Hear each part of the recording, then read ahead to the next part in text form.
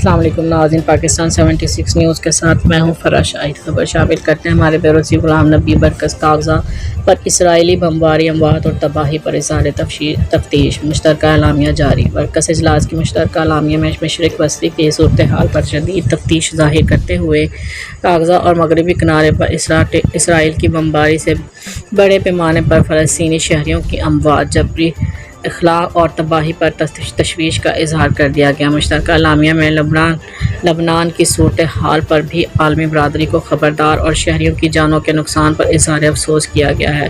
BRICS کے مشترکہ اعلامیہ میں یوکرین کے معاملے پر اقوام متحدہ کے چارٹر پر عمل اور تنازع کو مذاکرات سے حل کرنے پر زور دیا گیا ہے۔ برکس اجلاس میں روس نے برکس سرمایہ کاری پلیٹ فارم بنانے، اجناس کے ایکسچینج قائم کرنے اور قیمتی دھاتوں اور ہیروں کی خرید و فروخت کے لیے علیحدہ پلیٹ فارم بنانے کی تجاویز پیش کی۔